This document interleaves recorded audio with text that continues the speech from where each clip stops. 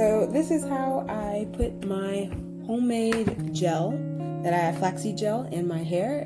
First, I take a spray bottle and I make sure my hair is saturated with water. There's an extra twist in there. So this is a small section of hair for a small to medium-sized twist, so you guys can see.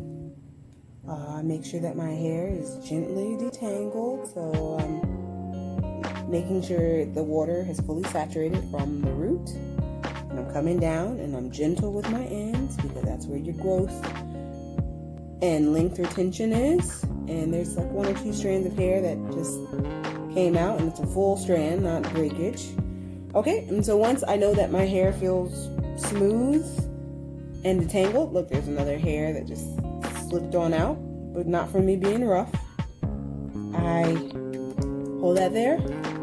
I take some of my flaxseed gel. It does not look pretty, I know.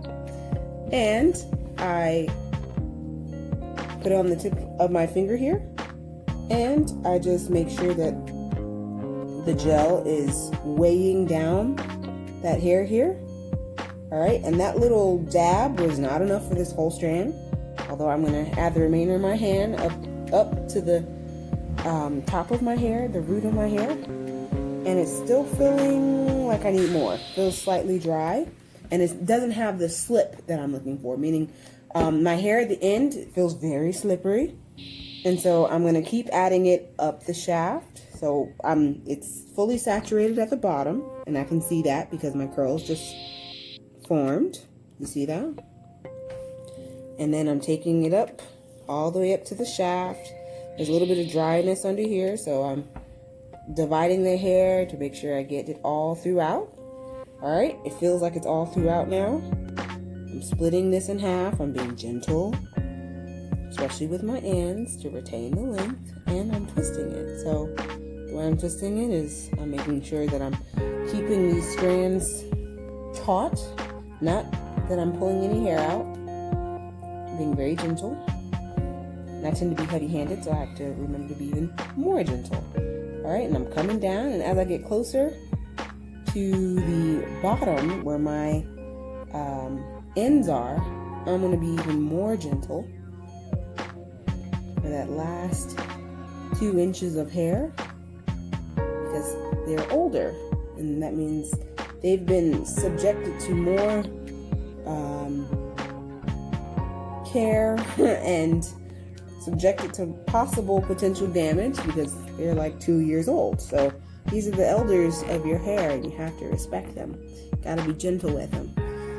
Kind of like how you hug an old person with lots of hair. And that's how you put the twist in. And then when it's completely dry, like these are, you can take them out at the base. So I slightly untwisted mine, put my thumb in there, slide it down gently, unravel it, and voila.